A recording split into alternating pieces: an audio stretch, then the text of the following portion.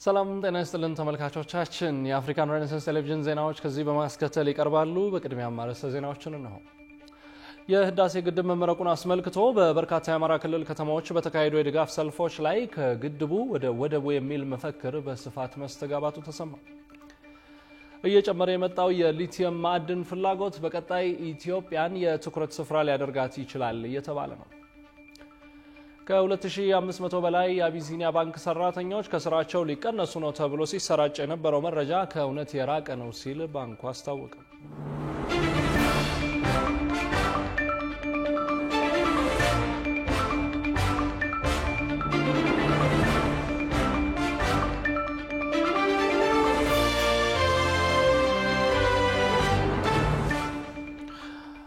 ተመልካቾቻችን በያላችሁበት የዓለም ጥግ ሰላምታችን ይድረስ። የአፍሪካን ሬኔሳንስ ቴሌቪዥን የዜና ሰዓት ነው። የተመራረጡ ዜናዎቻችንን ወደ እናንተ እናደርሳለን። አብራችሁ እንድትሆኑ የምጋብዛችሁ አብስራ ገዛኝ ነኝ። አብራችሁን ቆዩ። ወደ ቀዳሚ ጉዳያችን ስናልፍ የህዳሴ ግድብ መመረቁን አስመልክቶ በበርካታ የአማራ ክልል ከተሞች በተካሄዱ የድጋፍ ሰልፎች ላይ ከግድቡ ወደ ወደቡ የሚል መፈክር በስፋት መስተጋባቱ ተሰማ። የድጋፍ ሰልፎቹ ላይ የተስተጋባው መፈክር ኤርትራ ከኢትዮጵያ ስትገነጠል ቀድመው ከተቃወሙ የአማራ ሊቃን አንዱ የነበሩት ፕሮፌሰር አስራት ወልደየስን የሚያስታውስ ሆኗል። ዝርዝር ዘገባ አለን። አራቱ ሀያላን መንግስታት በወቅቱ በጣሊያን ቅኝ ግዛቶች ጉዳይ እልባት ለመስጠት በተነጋገሩበት ወቅት የኤርትራ ጉዳይ በተባበሩ መንግስታት እንዲወስን ሲስማሙ በማንኛቸውም የውሳኔ ውጤት ኢትዮጵያ የባህር በር እንድታገኝ የስምምነታቸው መሰረት ነበር። የንግግር ሐኪሙ አስራት ወልደየስ አልታዬ ለመጀመሪያ ጊዜ ከመለስ ዜናዊ አስረስና ከግንቦት ወር 1983 ዓ.ም ባለድሎች ጋር ጥርስ የተነካከሱበት ነበር። ይህ ዛሬ ዘመን ያነሳው ንግግራቸው በሰኔው ሽግግር መንግስት መመስረቻ ጉባኤ ላይ ኤርትራና ኢትዮጵያን ወደቦችን አስመልክተው የተናገሩት ጥብቅ ገለጻ ሆኖ ከታሪካቸው ጋር ተቆራኝቷል። ከጥቁር አንበሳ ሆስፒታል መስራቾች አንዱ ከቀዳማዊ ኃይለ ሥላሴ ግል ተንከባካቢ ሐኪሞች ሁሉ ስመጥሩ ፕሮፌሰር አስራት ወልደየስ አልታዬ በዚያ የለውጥ ንፋስ ሀገሪቱን ባወዳት ጊዜ ኢትዮጵያ ያለ ወደብ እንዳትቀር የተባበሩት መንግስታት ድርጅትን ውሳኔዎች እያጣቀሱ ተሟግተዋል። ጉዳዩ እንደማንኛቸውም በተባበሩ መንግስታት በቅኝ ግዛቶች ላይ የተወሰኑ ውሳኔዎች በቻርተሩና በሕጉ መሰረት የመጨረሻ ውሳኔ ስለሆነ የተባበሩ መንግስታት እንደገና በጣልቃ ሊገቡበት የሚችሉበት ጉዳይ አይደለም። ድርጅቱ ማለት የተባበሩ መንግስታት ይህን ላድርግ ቢል እንኳ በዓለም አቀፍና በአፍሪካ አህጉር ከፍተኛ ችግሮችና ወይም ውዝግብ እንደሚፈጥር መዘንጋት የለብንም። ይህ ኢትዮጵያ ከቀይ ባህር እንዳትርቅ በአስራት ወልደየስ ሲነሳ የነበረ ጥያቄ በጊዜው ለነመለስ ዜናዊ የትምክህተኞች ጥያቄ ተደርጎ ይገፋ ነበር። ፕሮፌሰር አስራት ወልደየስም በዚህ ንግግራቸው ሰበብ ወደ ተቃውሞ ጎራ ተገፍተው የመላው አማራ ህዝባዊ ድርጅትን እንደመሰላቸው መርተው በመጨረሻ ግን ባልባሌ ሁኔታ እስር ቤት ውስጥ በህመም ምክንያት አርፈዋል። እነዚህ ንግግሮቻቸው የተነገሩበት ጊዜና ሁኔታን በማጤን ፕሮፌሰሩን በአሰብ ጉዳይ ከሞቱት እንደ አንዱ መቁጠር ከእውነታው የሚያርቅ አይመስልም። በዚያች በደርጎች አገላለጽ የኢትዮጵያ አንገት ትባል የነበረችው ኤርትራ በተቆረጠችበት ጊዜ የአሰብን ጉዳይ አጀንዳ አድርጎ ማንሳት አደጋው የከፋ እንደነበር ብዙ አመላካች ፍንጮች አሉ። ላብነትም በ1993 የህወሓትን ፍሽፍሽ ጊዜ እንደ ገብሩ አስራት፣ ስዬ አብራ፣ ሌተናንት ጀነራል ጻድቃን ገብረትንሳኤ፣ ሌተናንት ጀነራል ታደሰ ወረደ ያሉ አመራሮች አሰብን ተመኝታቸዋል ተብለው በነመለስ ዜናዊ ቡድን ሊሰውለት ከወጡለት ህወሓት ውስጥ ተመንጥረዋል። አራተኛው አጼ ዮሐንስ ከጣሊያን ጋር ተናንቀዋል። ዳግማዊ አጼ ሚኒሊክ በቁጭት ተክዘዋል። በእርግጥም ለኢትዮጵያ የባህር በር ፍላጎት ሲባል አጼ ሰርጸ ድንግል ምጽዋ ድረስ ዘምቷል። ዳግማዊ አጼ ቴዎድሮስ መቅደላ ላይ ሽጉጥ ጠጥተዋል። ራስ አሉላ አባነጋ ቀይ ባህር የኢትዮጵያ የተፈጥሮ ድንበር ነው እያለ ተዋግተዋል። አራተኛው አጼ ዮሐንስ ከጣሊያን ጋር ተናንቀዋል። ዳግማዊ አጼ ሚኒሊክ በቁጭት ተክዘዋል።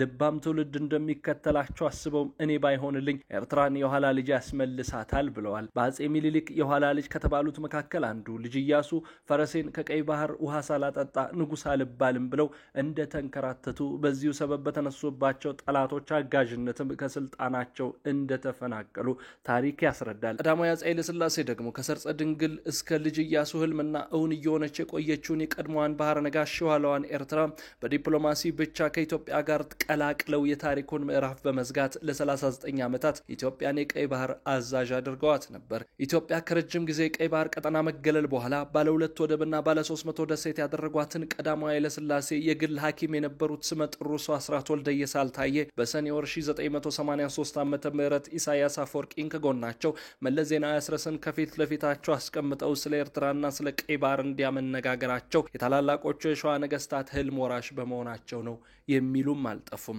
የሸዋ ነገስታት ከጥንትም እስከ ህንድ ውቅያኖስ የሚዘልቅ ዘይላን፣ በርበራንና እንደ ታጁራ ብሎም አሁን ጅቡቲ የተባለችውን የቀድሞዋን ኦቦክ የሚያጠቃልል ሰፊ የባህር ጠረፍን ይገዙ ነበር። ከመሃል ሸዋ መናገሻ ማርያም አካባቢ ተነስተው በሻሻ በሄዱት ትዝታ ወልዴ የተባሉ እናታቸው በኩል እየተሞካሹ እንዳደጉ የሚናገሩት ጠቅላይ ሚኒስትር አብይ አህመድ ግን የ130 ሚሊዮኖችን ሀገር ኢትዮጵያ መውጫ መግቢያ ተከልክላ መኖር አትችልም ብለው በአደባባይ ከተናገሩ 2 ዓመታትን ሊደፍኑ ነው። አብይ ተሳክቶላቸው ኢትዮጵያ የአሰብ ወይም የሌላ ተወዳዳሪ ወደብ ባለቤት ካደረጓት የእነ አስራት ወልደየስ ህልም እውን ይሆናል ማለት ይቻላል።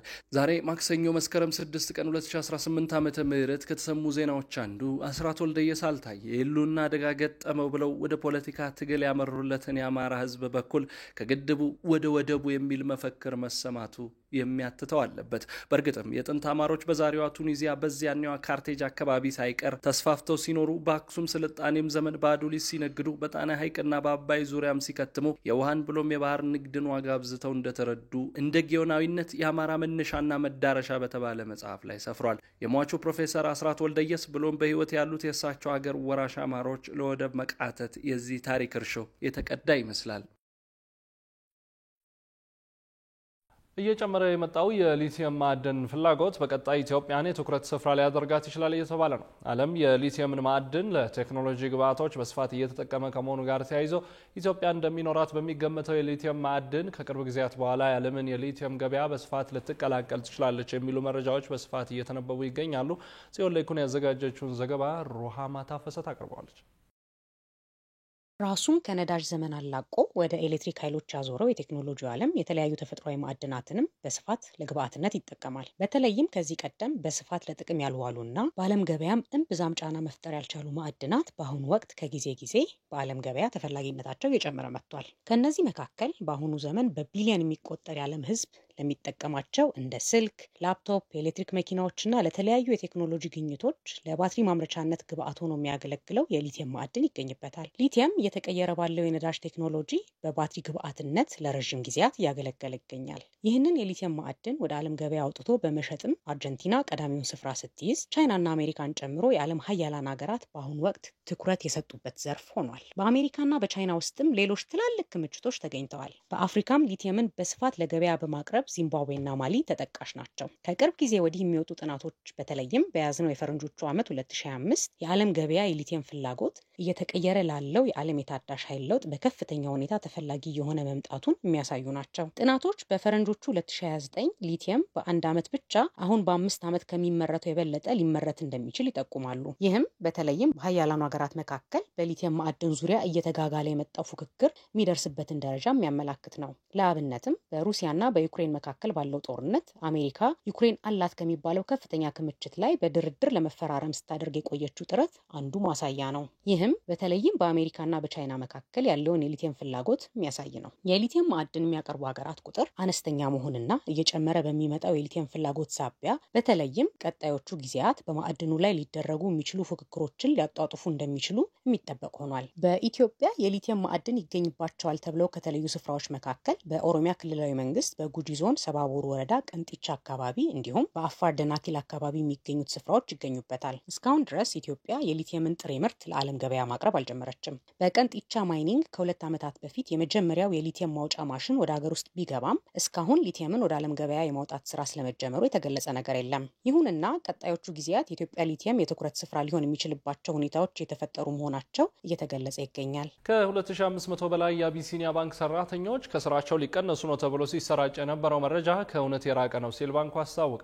አፍሪካን ሬኔሳንስ ቴሌቪዥን ያነጋገራቸው የባንኩ ከፍተኛ ኃላፊ ባንኩ ሰራተኞችን ለመቀነስ ወይም ለማባረር ምንም አይነት እቅድ የለውም ሲሉ ተናግረዋል። ዮናስ ግርማ ዝርዝር አለው። አቢሲኒያ ባንክ ከ2500 በላይ ሰራተኞችን ሊቀንስ መሆኑንና ለዚህም ሲባል በርካታ ሰራተኞች ወደ ጊዜያዊ የሰራተኞች ቋት ውስጥ እያስገባ መሆኑን የሚገልጹ ወሬዎች ሲዘዋወሩ ሰንብተዋል። የባንኩ አመራሮች ካለፈው ወር ጀምሮ በስብሰባ ላይ እንደነበሩ የሚገልጹት መረጃዎቹ አሁን ላይ ለሁሉም ቅርንጫፎች እያንዳንዳቸው ቢያንስ 3 ሰራተኞችን እንዲቀንሱ እንደታዘዙ ያሳያሉ። ይህንን ተከትሎ አንዳንድ የባንኩ ሰራተኞች ከስራችን ልንሰናበት ነው የሚል ስጋት እንደገባቸው ሲገልጹ ቆይተዋል። ጣቢያችን አፍሪካ ሬኔሳንስ ቴሌቪዥን ጉዳዩን ለማጣራት ወደ አቢሲኒያ ባንክ ከፍተኛ ኃላፊዎች ስልክ ደውሎ ያነጋገረ ሲሆን ባንኩ አዲስ የሆነ የብራንች ሞዴሊንግ ስራዎችን እየሰራ እንደሚገኝ በማረጋገጥ ሰራተኞች ሊባረሩ ነው በሚል የሚሰራጨው መረጃ ከእውነት የራቀ ነው ሲሉ የአቢሲኒያ ባንክ የህዝብ ግንኙነት ኃላፊ የሆኑት ወይዘሮ ኤልሳቤት ገብሩ ምላሽ ሰጥተዋል። ኢንፎርሜሽኑ ባንኩ ሰራተኛን ይቀንሳለሁ እያለ አይደለም። ኃላፊው አክለውም ሰራተኞች ያንጸባረቁ ያሉት እንዲሁ የተሰማቸውን ስጋት እንጂ ባንኩ ሰራተኞችን ለመቀነስ ወይም ለማባረር ምንም አይነት እቅድ የለውም ሲሉ ተናግረዋል። ጭሩ ግን ሰራተኛ የመቀነስ ሀሳብ የለውም። ሰራተኛ የራሱን ስጋት ነው እያንጸባረቀ ያለው።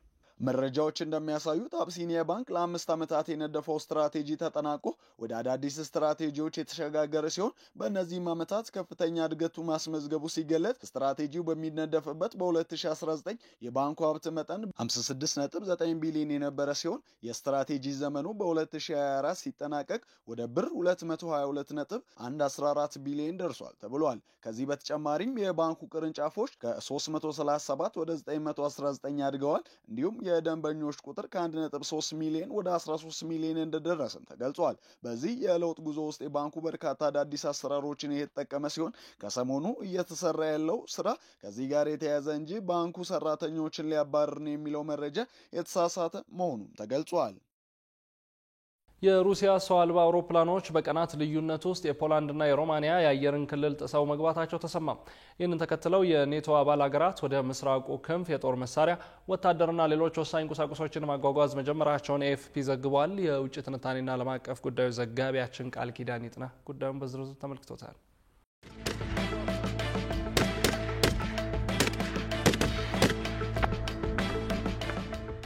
3 ዓመት ከ7 ወራት በፊት እንደ ግሪጎሪያኑ አቆጣጠር የካቲት 24 ቀን 2022 የሩሲያው ፕሬዝዳንት ቭላዲሚር ፑቲን እስከ 200,000 የሚደርሱ ወታደሮች ወደ ዩክሬን እንዲገቡ ትዕዛዝ የሰጡበት ዕለት ነበር። ዓላማቸው ደግሞ በቀናት ውስጥ ዋና ከተማዋ ኪየቭ ድረስ ዘልቆ በመግባት የምዕራባውያን ደጋፊ የሆነውን መንግስቷን በመገልበጥ ዩክሬንን ወደ ሩሲያ መመለስ ነበር። ይሁንና ፑቲን ግባቸው ሳይሳካ ከ3 ዓመታት በላይ በጦርነት ዘልቀዋል። ኤኤፍፒ እንደዘገበው ፑቲን የዩክሬንን 1/5ኛ ግዛት በሩሲያ እጅ አስገብተዋል። ሆኖም አሁንም ጦርነቱ አላቆመም። ይልቁንም ሩሲያ በዩክሬን ላይ የምታደርሰው የአየር ጥቃት ከመቼውም ጊዜ በላይ ተጠናክሮ በቀጠለበት በዚህ ወቅት ጦርነቱ ወደ ጎረቤት የኔቶ አባል ሀገራት ሊስፋፋ የሚችልበት ስጋት እየጨመረ መምጣቱን የሚያሳዩ ክስተቶች እየተበራከቱ መሆኑን ኤኤፍፒ በዘገባው አመልክቷል። ከፖላንድ በመቀጠል በቀናት ልዩነት ውስጥ ሮማኒያ የሩሲያ ድሮን የአየር ክልሏን መጣሱን የገለጸች ሁለተኛዋ የኔቶ ሀገር መሆኗን የገለጸው ኤኤፍፒ የክስተት ቀደም ሲል ፖላንድ የሩሲያ ድሮኖች የአየር ክልሏን መጣሳቸውን ባስታወቀች ማግስት የተከሰተ መሆኑን በማመልከት የአውሮፓን የጸጥታ ሁኔታ አሳሳቢ አድርጎታል ብሏል። የሮማኒያ መከላከያ ሚኒስቴር ባወጣው መግለጫ የሩሲያ ድሮን ወደ ሮማኒያ የአየር ክልል ሲገባ ለመከታተል መቻሉን ያስታወቀ ሲሆን ድሮኑ የተገኘው ከቺሊያ ቪቼ መንደር በ20 ኪሎ ሜትር ርቀት ላይ ሩሲያ በዳኑቤ ወንዝ ላይ በሚገኘው የዩክሬን መሰረተ ልማት ላይ የአየር ጥቃት በሰነዘረችበት ወቅት ነው ብሏል። ድሮኑ ከተገኘ በኋላም ከራዳር ላይ ከመጥፋቱ በፊት ህዝብ በሚሰበሰ በሚሰበሰብባቸው አካባቢዎች እንዳልበረረና አፋጣኝ አደጋ እንዳልፈጠረ ሚኒስቴሩ ገልጿል።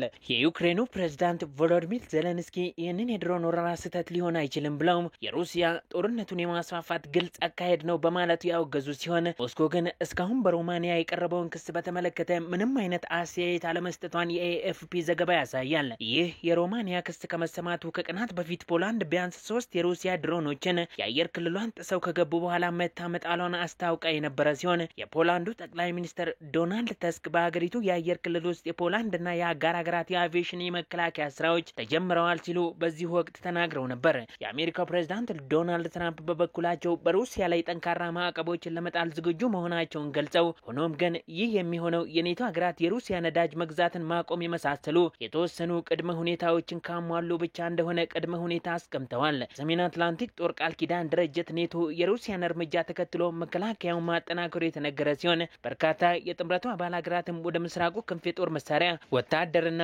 ሌሎች ወሳኝ ቁሳቁሶችን ማጓጓዝ መጀመራቸውን ኤኤፍፒ ዘግቧል። ፖላንድ የጸጥታው ምክር ቤት ጉዳዩን እንዲመለከተው የጠየቀ ሲሆን ቼክ ሪፐብሊክና ኔዘርላንድስ በበኩላቸው የፖላንድን ወታደራዊ አቋም ለማጠናከር መሳሪያዎችን እንልካለን ማለታቸው ተዘግቧል። ሊቱዌኒያ በአንጻሩ ከጀርመን ወታደራዊ ድጋፍ ታገኛለች የሚል ቃል እንደተገባላት እየተነገረ የሚገኝ ሲሆን ይህ የጀርመን ወታደራዊ ተሳትፎ መጠናከር ሩሲያ ለምትፈጽመው ወታደራዊ ጥቃት ሌላ አባባሽ ምክንያት እንዳይሆን ተሰግቷል። ይባስ ብሎም ፍጥጫው ምስራቅ አውሮፓን ውጥንቅጥ ውስጥ ሊከተው እንደሚችል ተንታኞች እያስጠነቀቁ ነው።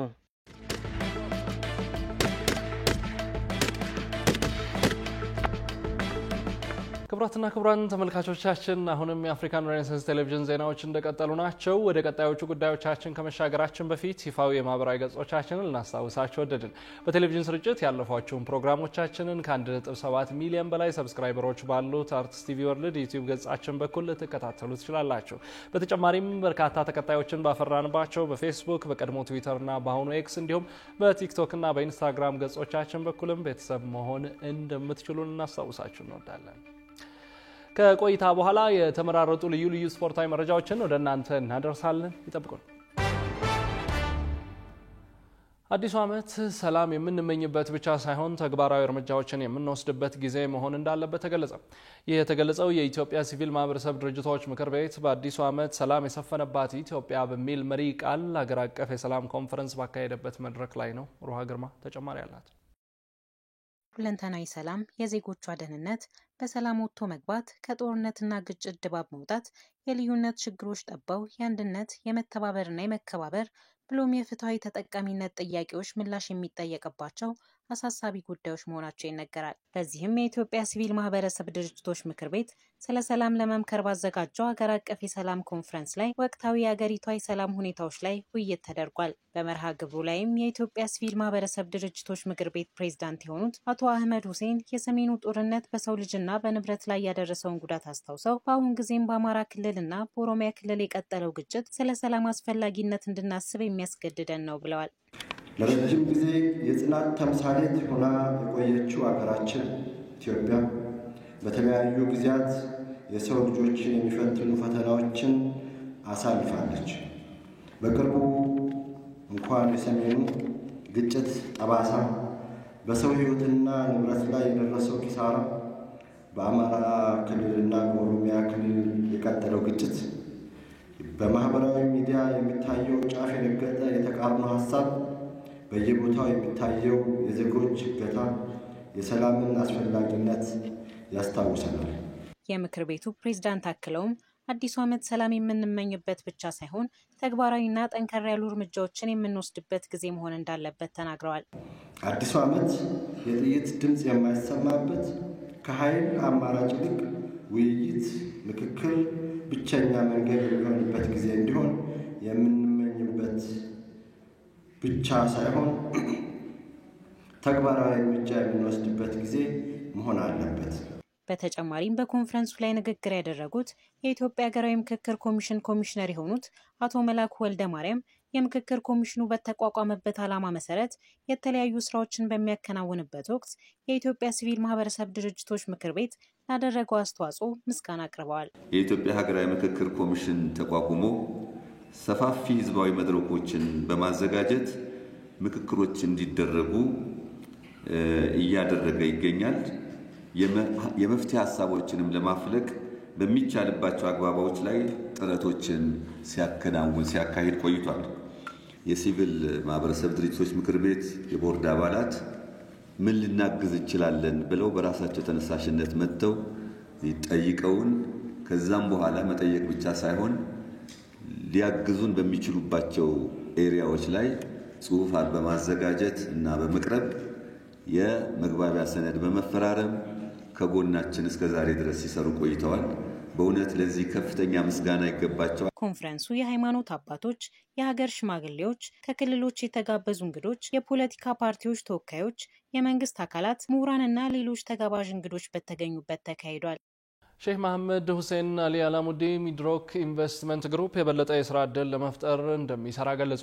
በተለይም ሚድሮክ አሁን ላይ 79000 ሰራተኞች ያለው መሆኑን ገልጸው ቁጥሩን በእጥፍ ለማሳደግ መስራት እንዳለበት አሳስበዋል። ጌታውን አበበ ተጨማሪ አለው።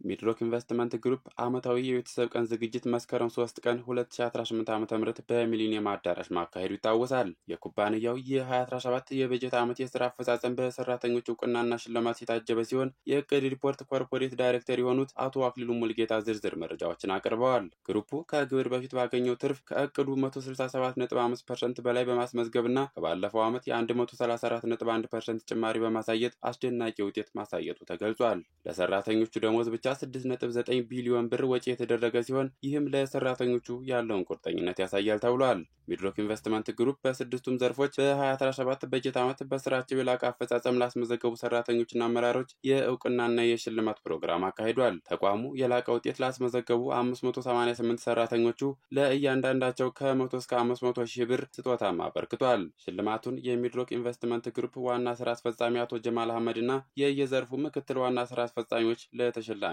ሰጥተዋል። በፕሮግራሙ ላይ የሚድሮክ ኢንቨስትመንት ግሩፕ ባለቤትና ሊቀመንበር ሼህ መሐመድ ሁሴን አሊ አላሙዲ በቀጥታ በዙም ሚቲንግ ለተሳታፊዎች ባስተላለፉት መልእክት ምኞቴ የዋጋ ንረትን በመከላከል ድሃው እንዳይሰቃይ ማድረግ ነው ብለዋል። የኔ ጀግናና የምኮራበት የሚድሮክ የልማት ሰራዊት እንኳን ደስ አላችሁ በማለት የህዳሴው ግድብ መጠናቀቅ ለእኛም ለልማታችን ስለምንፈልገው የኢትዮጵያ ሕዝብ ኩራትና ክብር ነው፣ እንኳን ደስ አለን፣ እንኳን ደስ አላችሁ ብለዋል።